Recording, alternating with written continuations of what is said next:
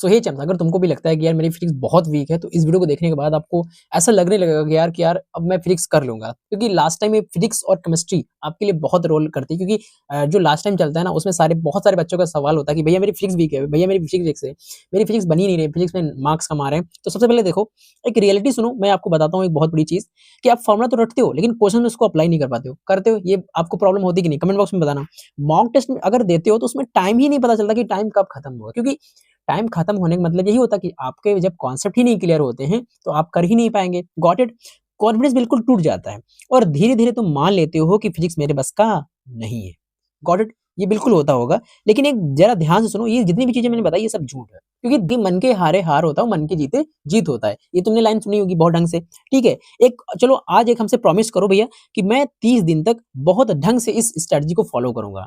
अगर जिसके अंदर औकात है तो इस स्ट्रैटेजी को फॉलो करेगा। औकात की मैंने इसलिए बात बोली क्योंकि आपके अंदर एक ऐसा एक ट्रिगर लगना चाहिए कि यार ये कैसी बात बोल दी मैंने, थोड़ा ऑकवर्ड बात बोल दी। ठीक है? लेकिन यहाँ पे आपके सिलेक्शन की बात हो रही है, क्योंकि यहाँ पे आपके फ्यूचर की बात हो रही है। तो मैंने ऐसा वर्ड बोल दिया, हालाँकि आप अगर मैंने आपको बुरा लगा हो तो प्लीज़ माफ़ कर देना। ठीक है? फ़ियर ऑफ द फिजिक्स आपका खत्म हो जाएगा इस 30 दिन में एंड न्यूमेरिकल की स्पीड बहुत अच्छी हो जाएगी, ये मैं पूरा एन्श्योर कर रहा हूँ और एक्यूरेसी आपकी 70 से 80% बिल्ड हो जाएगी, ये मैं लिख के दे रहा हूँ। जो मॉक टेस्ट में जो रैंक है वो भी ग्रो करने लगेगी। Got it? ठीक है, तो करना क्या है, बस आपको कंसिस्टेंसी चाहिए जो कि हमारे लिए बहुत इंपॉर्टेंट होती है। सारा खेल कंसिस्टेंसी का होता है, तो प्लीज़ कंसिस्टेंसी बना के रखना है और मैं आपसे एक ही चीज़ माँगता हूँ, कंसिस्टेंसी और फ़ोकस। प्लीज़ ये आपको देना है। तो सबसे पहले देखो, रोड मैप मैं आपको दे रहा हूँ। फ़ेज़ नंबर 1 पे देखो क्या करना है, बिल्ड योर बेसिक, जो कि बहुत इंपॉर्टेंट है। देखो क्या करना है, नीट की न्यू, अगर आपके न्यूमेरिकल नहीं बनते हैं और आपकी कॉन्सेप्चुअल बिल्डिंग बहुत लो है, तो अभी भी आपके पास टाइम है और नीट की न्यू आपको देख सकते हो, वहाँ उसमें आपको कोई नीट का लेवल का नहीं पढ़ाया जाएगा।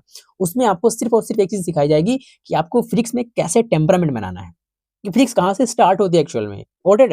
ठीक है, अगर आप वीक हो न्यूमेरिकल में तो आप इसको फ़ॉलो कर सकते हो। मैं चैनल की जो लिंक है वो मैं डिस्क्रिप्शन में डाल दूँगा और आपकी स्क्रीन पे भी दिख रहा होगा और एजे सर पढ़ाते हैं बहुत अच्छे लेवल की, जिससे मैंने फिज़िक्स पढ़ रखी है। मैंने बहुत बार बताया है कि मैंने एजे सर से ही फिज़िक्स पढ़ी है, जो कि बहुत अच्छे लेवल के इंसान हैं और बिसाइड देन अगर आपको नहीं, मतलब आपके क्लियर बेसिक बहुत अच्छे क्लियर हैं, तो मैं ये जो प्लानर दे रहा हूँ उसको आपको करना है। डे 1 से लगा के और डे 10 तक आपको कॉन्सेप्चुअल जो बिल्डिंग जो बेस वाले चैप्टर हैं उनको करना है। देखो कौन-सा, यूनिट डायमेंशन को पहले करना है। इन 10 दिनों में आपको निपटाना है, कैसे भी करके आपको निपटाना है। ठीक है? अब आपके पास टाइम नहीं है। मोशन इन 1D और 2D करना है, लॉज़ ऑफ मोशंस करना है, वर्क, पावर, एनर्जी, ग्रेविटेशन। ये अगर कोई बच्चा कर लेता है टिल ग्रेविटेशन से, यूनिट डायमेंशन और मेजरमेंट्स लगा के टिल ग्रेविटेशन तक अगर कोई बच्चा कर लेता है, तो मैं इतना ज़रूर कह रहा हूँ कि उसकी फिज़िक्स बहुत अच्छी हो जाएगी। क्योंकि यहाँ से जितने भी चैप्टर होते हैं, वो सारे कॉन्सेप्चुअल चैप्टर होते हैं। वो सारे खेल वाले चैप्टर होते हैं कि यार हाँ, यहाँ से खेल स्टार्ट होता है, यहाँ से फिज़िक्स स्टार्ट होती है। Got it? ठीक है। अब जो कोई बच्चा ग्रेविटेशन पढ़ लेगा, तो ग्रेविटेशंस का जो आप नियम पढ़ते हो, ग्रेविटेशन फोर्स जो पढ़ते हो, उसमें सीधा सीधा रिलेट करता है जब आप कूलम्ब्स लॉ पढ़ते हो। Got it? समझ गए? फेज़ नंबर 2 देखो, यहाँ पे स्कोरिंग चैप्टर पहले, बाद में आपको 11 से लगा के 20 दिन तक आपको स्कोरिंग चैप्टर पे ध्यान देना है। कौन-कौन से देखो, करंट इलेक्ट्रिसिटी को करना है। 10 दिन में इतने चैप्टर निपटाने हैं कैसे भी करके। आप कुछ भी करो, वन शॉट लो कहीं से, कॉन्सेप्ट पकड़ में आना चाहिए। Got it? Electrostatic, modern physics, all formula, dimensions, law, motions और लॉ यूनिट्स, जितनी भी चीज़ें हैं उनको आपको कर लेना है। ये बात आपको समझनी पड़ेगी यहाँ पर। और अगला एक चीज़ जो बहुत इंपॉर्टेंट, डेली आपको 80 से 100 एमसीक्यूज़ फार्मूला प्लस रिवीजन करते रहना है। ये अल्टरनेट है आपके लिए।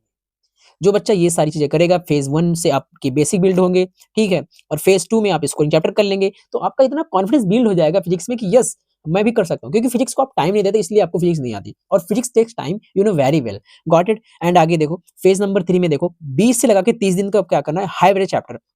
हाई एवरेज चैप्टर जो मैंने करा रखे हैं, उनकी मैं डिस्क्रिप्शन में लिंक डाल दूँगा, वहाँ से आप देख लें और उनको अगर आपके पास समय बचता है, तो उनको आप कर लेना। बाकी मैंने ऊपर कवर कर दिए हैं। फेज़ नंबर 4 में देखो, जो कि बहुत इंपॉर्टेंट है, रैंक बूस्टर की तरह काम करेगी। डेली मिक्स्ड टेस्ट लगाओ, जो कि बहुत इंपॉर्टेंट है और अपनी एक इरर नोटबुक बनाओ, जो कि बहुत इंपॉर्टेंट होती है। इरर नोटबुक में वो चीज़ें लिखना है जो, जैसे कि एक आंसर, जैसे क्वेश्चन मैं कर रहा हूँ, तो उसका आंसर मैंने गलत कर दिया। वो आंसर गलत हुआ है, उसका रीज़न लिखना है। टाइम बाउंडेड प्रैक्टिस करो, कि बस टाइमर लगा के प्रैक्टिस करना चाहिए कि यार इतने टाइम में मेरे को इतने क्वेश्चंस निपटाने हैं, इतने टाइम में मेरे को इतने एमसीक्यूज़ खत्म करने हैं। Got it? और आगे देखो, जो कि बहुत इंपॉर्टेंट है और आपको एक चीज़ पता होनी चाहिए कि फिज़िक्स प्रैक्टिस से स्ट्रॉन्ग होती है, पढ़ने से कभी नहीं होगी। क्योंकि पढ़ते तो सब हैं, लेकिन प्रैक्टिस नहीं करते, दैट्स व्हाई आपकी फिजिक्स स्ट्रॉन्ग नहीं हो सकती, कभी भी नहीं हो सकती। तो आपको प्रैक्टिस पे काम करना पड़ेगा। You will have to do the practice, you will have to do the practice. Now because practice से जब करते रहेंगे, क्योंकि रेपिटेशन मारते रहेंगे, तो आपको एक दिन वो चीज़ आने लगेगी।